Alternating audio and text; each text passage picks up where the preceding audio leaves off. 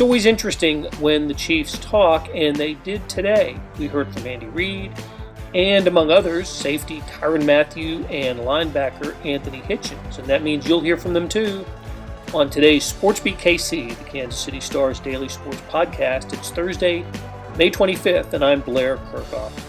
The coach is up first, and Reid had a lot of good things to say about his rookie class. And after that, you'll hear from Mathieu, who was asked by Star beat writer Sam McDowell right out of the gate about the deleted tweet from earlier this week that involved his contract negotiations. Mathieu and Hitchens also spent some time talking about red zone defense. That was a big problem for the Chiefs last season. Even though they finished with the NFL's best record and reached the Super Bowl, they were terrible when it came to preventing touchdowns in the red zone. So let's get started with Andy Reid, followed by Tyrann Mathieu, and then Anthony Hitchens. Good to have everybody back out there this past week here. So we've been lucky where we've had most of our team here. We've got a little bit of the cold bug going around, so there's some guys missing today. But for the most part, we've had everybody here, and the injuries, we haven't had any injuries, which is, knock on wood, is also good. So, and the guys have been working hard. I appreciate their effort and wanting to get better and get familiar with some of the new stuff that we're putting out there. Anyways, with that, time's yours. Yep. Go first to Herbie Tiopi. Go ahead, Herbie. Hey, Coach. Good afternoon. Hi, Herbie. Patrick. Hey, hope you're doing well. With Patrick Mahomes, what's your plan for OTAs? I know he's still recovering from the toe surgery, but how much work has he been able to get in over this past week, and what are your plans going forward with him? Yeah, he's been doing everything. So he's, been full go, and he's still working with Rick and with the toe and that. So we utilize this as more of a passing camp. We don't run the ball much in this thing, so it's good that way, and his toe's really done well. Let's go next to Pete Sweeney. Go ahead, Pete. Coach, Travis was on ESPN's NFL Live earlier this week, and he noted just how much bigger already the offensive line feels. How much of an intention was it for you guys to get even a little taller there, a little bit bigger along the offensive line, and then just your initial impressions here? I know it's just the first 3 days.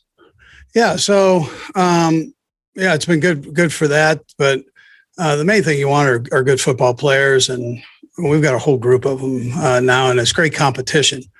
I mean, those guys last year battled their tail off, and I'm glad we have a few of those guys back. So, and then Brett and his crew did a nice job of with the influx of players, young and veteran guys. So we've got a nice nucleus. There's going to be great competition there, and that's going to make us better. And like I mentioned before, we really hadn't, most of the emphasis had gone to other positions, and we were able to kind of put this is a priority to get things done there. And I thought Brett and his group did a phenomenal job of working it. Yeah. Next to Matt McMullen. Go ahead, Matt.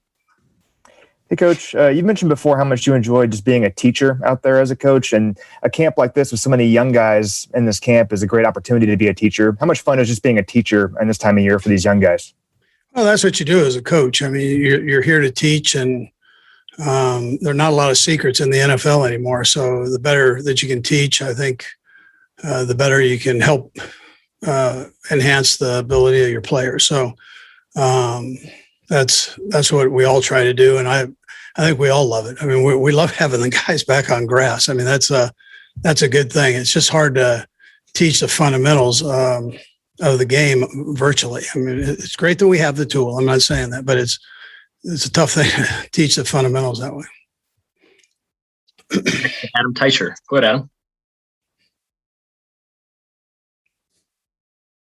Hey, Andy, I just wanted to get your initial thoughts, your first week thoughts on guys like Creed Humphrey, Nick Bolton, Noah Gray, some of your younger guys. Again, understanding that you aren't in pads yet.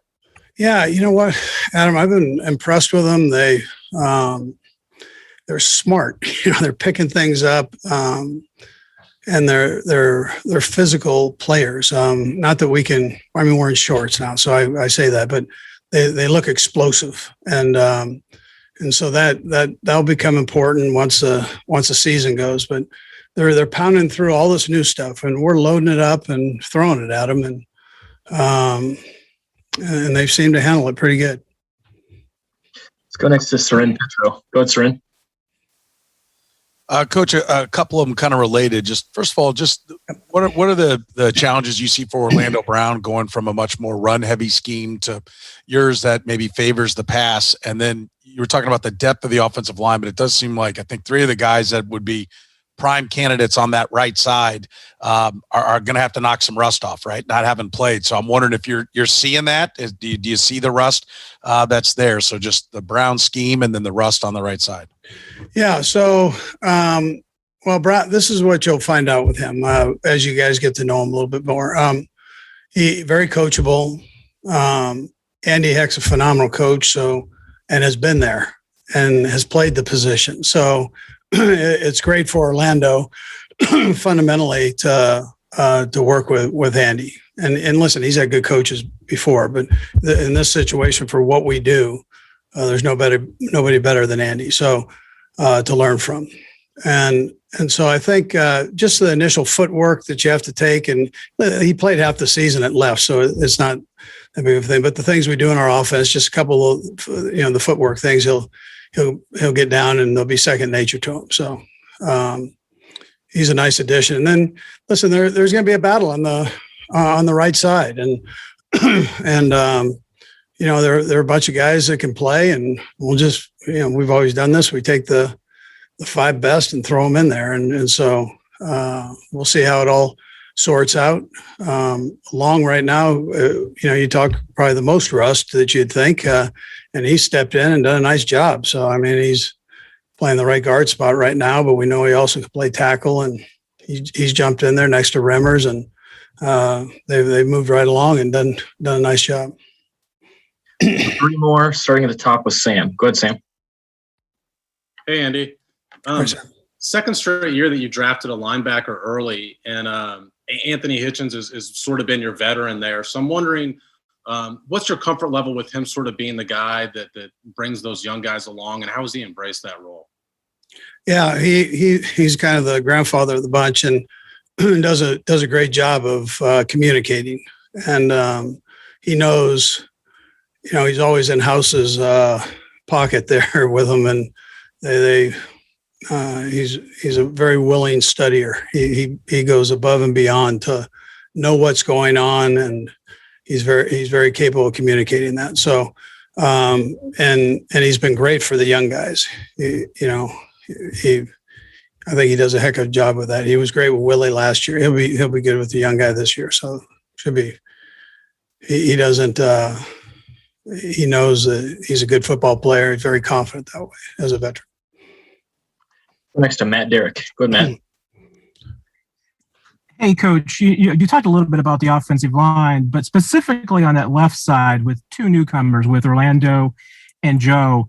What is it, now that you've gotten them on the field and gotten a chance to work with them one-on-one, that you've learned about them and you've seen in them that maybe you didn't know when you acquired them? Well, I mean, listen, they're doing the kind of same things they were doing that we saw on tape, but I like the people, and I like their work ethic. So you never know about that until you get them. Now, the defense is running twists and they're blitzing, and so they're all working. That whole front's working through the communication process with one another as they look at different looks. And I think that liking each other, being able to communicate, being smart, all those things matter. And so I like watching that as they go through that process. We'll go last to Nate Taylor. Go ahead, Nate.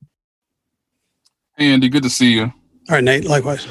I wanted to ask you about the defensive line. I know it's the first week of OTAs. Just what's your initial impression, given that you got veterans like Chris, but obviously a rookie and Josh, you're kind of working in, obviously, Jaron in the middle. Yeah, you froze up there a little bit, but I think I got you. Reed, I like. I mentioned before he didn't spell his name quite right, but he sure plays right. And we're always talking about the offensive line, but that signing right there was a really good get, and I think will pay off for us in a real big way this season. It gives us some flexibility what we can do with Chris, and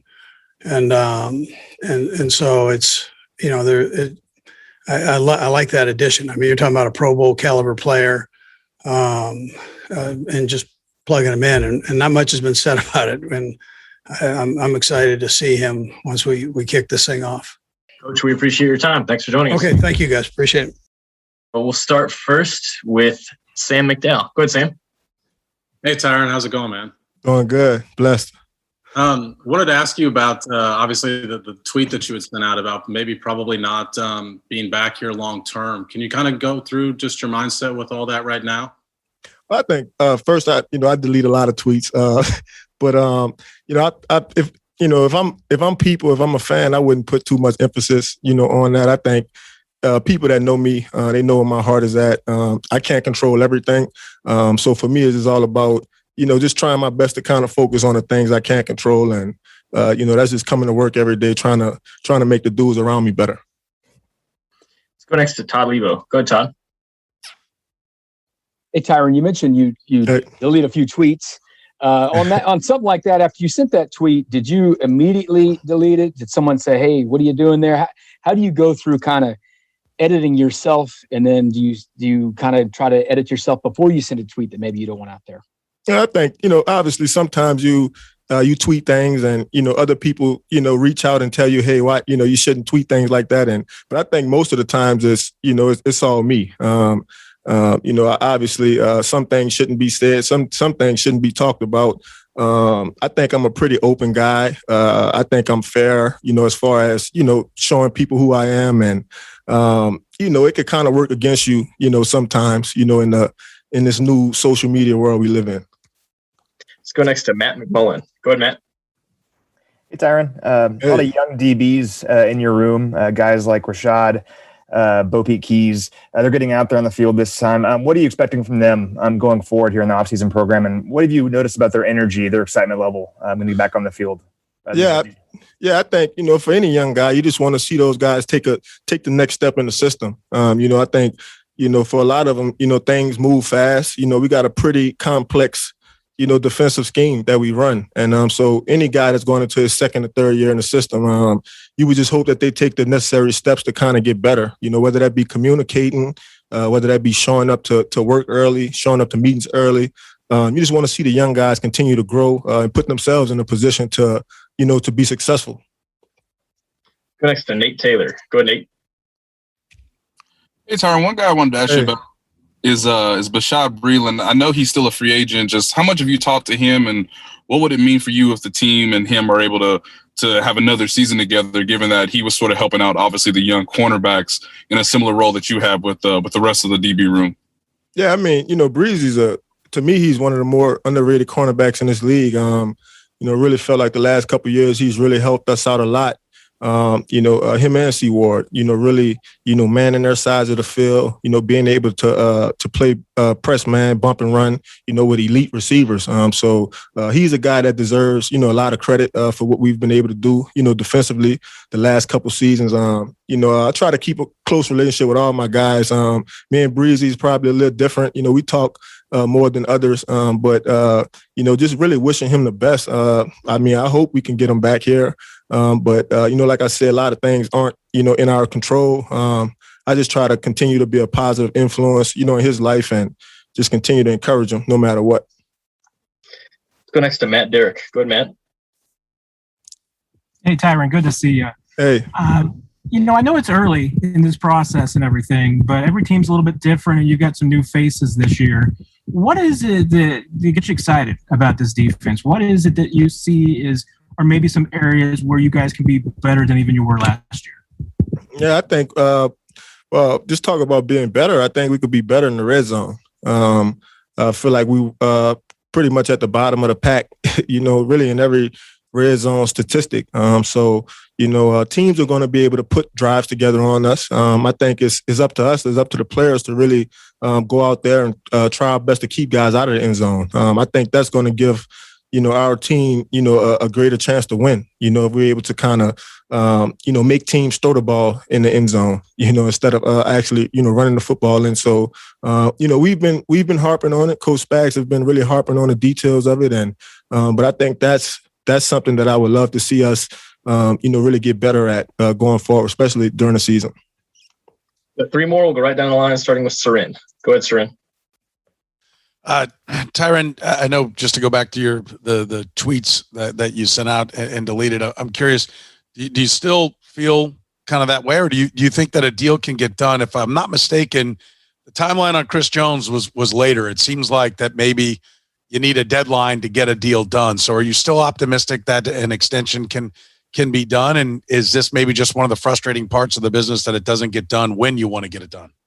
I mean, I think the negotiation process is, I think it's tough on anybody, especially a player. But, like I said, I try not to focus on it too much. I think I'm a fairly optimistic guy. I always look, I try my best to look out the bright side, of the window.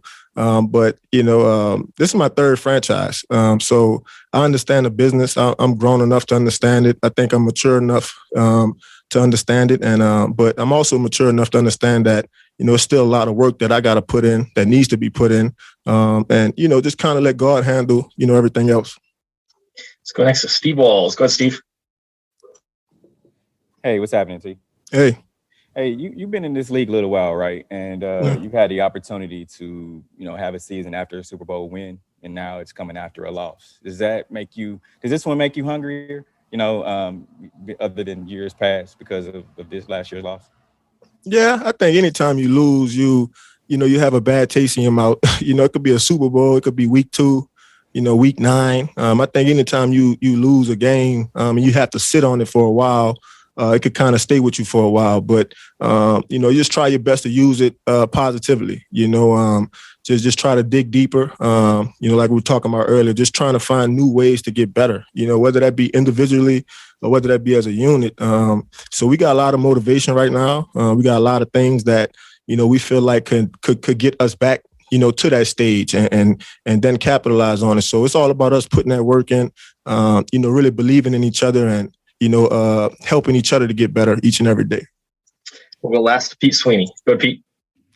Hey, Tyrann, wanted to ask you about one of the tweets you didn't delete, and it's been recent tweets just about Charles Woodson and the inspiration he's providing you right now, late in your career. Why is that? And then from an aesthetic point of view, I know fans care about this. Do you have actual plans to potentially switch to 21 at some point? I do. I'm hoping to switch to it next season. Yeah, I think Charles he's always been a great mentor for me. He's always been somebody that believed in me, that always given me nuggets. And I think if people really able to look at Charles Woodson's career, it really was the back end of his career, that he really excelled and he really, won Defensive Player of the Year and won a Super Bowl. And so for me, that's motivation. I think a lot of people saying I'm getting old, and I look at a guy like Charles Woodson who played, 18 plus years at a high level, and, he seemed to get better and better, each and every year. So, Charles has always been a great friend of mine, a great dude. And I think just his story, it's given me motivation, to continue going forward. Tyrann, we appreciate your time. Thanks for joining us. Appreciate it. Hey, it's Blair. We have a special subscription offer for SportsBeat KC listeners, unlimited digital access to the Kansas City Star's award-winning sports coverage. Sign up now for 1 year of Sports Pass for access to all the sports news, features, and columns presented on the kansascity.com site, and it's only $30. That's a 40% savings off our regular rate. Your subscription will automatically renew after the initial term at $50 unless you tell us to cancel. Your subscription helps support the sports coverage of kansascity.com and the Kansas City Star, and that support has never been more important. Please visit kansascity.com/SportsBeatKC offer to get this special offer. And as always, thanks for listening. We'll get started with Sam McDowell first. Go ahead, Sam. Hey, Brad, I'll have a couple things here. Hitch, I asked Andy about you just mentoring the younger guys. It's the second straight year that you've had a rookie in that room. Does that role come naturally to you? Is that something you've kind of had to remind yourself to do?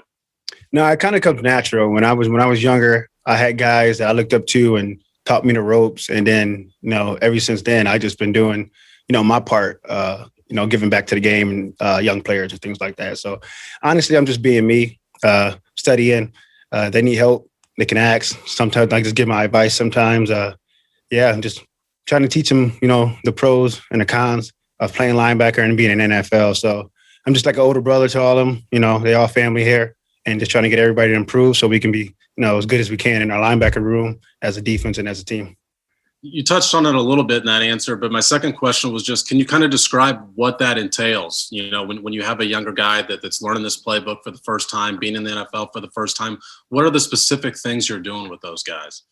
Yeah, I think it's just like extra work, just pulling to the side, either through text, in between periods. I don't know, just phone calls, just hanging out, and on off days, things like that, just talking ball. Everyone learns different. I know me and Nick right now, we're working on, he's not big on taking notes, so he's trying to put it all together with the notes and on the field and the walkthroughs and practice. So just trying to give him different ways that I learn, and maybe it can help him grow. So I'm just here to play the best ball I can and help everyone around me be the best player so we can, win the ultimate goal. That's the Super Bowl. Thanks, Hitch. Let's go next to Pete Sweeney. Go ahead, Pete. Hey, Hitch, even in that answer, it seems, it's still all about the team and the team goals. And I know you've developed a very close relationship with Steve Spagnuolo. What is his and your goal for the defense in 2021? What do you want to see? Maybe something that take a step forward that you could do differently than maybe even last year? Yeah, our number one thing right now is we fell short in the red zone last year. I think we was top 10 the year we won the Super Bowl, and then last year we were 32nd, if I'm not mistaken. So, that's the difference right there. You give 3 points up, set a 7, that's a 4-point swing right there. So, there was times where teams would get in the red zone 3 times and score three touchdowns. That's 21 points. We can easily cut that in half or less than half. So, we're just working on that right now. We had 2 red zone days back to back the first 2 days right off the back. So we're working on that. And I think that's like right in our forefront of our mind right now is red zone. I'm sure it's going to transition to something else as the season gets on. But as of right now, we got to be better in the red zone. A lot of teams that get down there and run the similar plays. So we just need to be smarter. I think that's the word. We've seen the same plays from week 1 through the Super Bowl. So we did our offseason homework. We know we got some different things now, and we're going to improve. And that's our main goal is they get down there. Hopefully they don't, but if they do, give up 3 and not 7. Let's go next to Nate Taylor. Go ahead, Nate. Hey, Anthony, with that question and sort of watching yourself towards the end of last year, is there anything that you sort of made it a personal pride that you wanted to sort of either further develop or maybe even change something going into this year? Are you talking about me individually or just okay. Yeah. Every year I'm just working on different things and just trying to get better. I'm not here to make a to Z leap. That's just kind of being unrealistic right now. So I'm just trying to focus on the details, just footwork, hands, vision, formation recognition, just the details. I just want to be perfect in the pre-snap alignments and things like that. Usually when you're beat by alignment, the down's already over. So I'm just trying to work on the pre-snap, get even more detailed in my alignment, my stance, my pad level. Can't tackle right now, but, running into bags and things like that. So, yeah, me and House are working on it on the side, ball drills, footwork, just pretty much the basics, go back to square one and just the basics, tying up your shoes, taking the first step, just start all over every year from ground one. Got time for 3 more. We'll go Todd first. Go ahead, Todd. Hey, Anthony, I think last year when we talked to you at this time, you were outside your house, right? Trying to work out. Yeah. Doing that stuff. How much better does it feel to be in the building? You walked in, you didn't have a mask on. You guys are like back there all together. You made it through last year, but what's it been like to be able to do these things in person this time around instead of that last year? Yeah, we get more interaction when we're around each other, and obviously you can't practice football unless you practice football. You can do all the running drills and linebacker drills and run on the track, but you get out here on day one and you're still tired and sore. So it's in order to practice football, you got to practice football. And we got a lot of guys on our team that love practicing and love doing the dirty work and getting in the weight rooms and being the team. So it's going to work out for us and benefit. We're going to benefit from this. Some teams are not, doing what we're doing, but that's okay. We're just here showing up and working. So it's different being in person because you can get more interaction, coach to player, player to coach. You can actually see walkthroughs, and as a team, you can see where we're at as a team. It's kind of hard doing that over Zoom. Last two. We'll start with Darren. Go ahead, Darren. Hey, it's a good seeing you. I'm curious, you come from last year, you're coming off a Super Bowl win. This year, you're coming off from a Super Bowl loss. But what did you do, or how was your off season? What were you doing in the off season to better prepare you for this upcoming season? I see that you look a little bit leaner. I mean, are you dieting this off season, hitting the weight room? What are you doing, when the coaches and your teammates aren't around?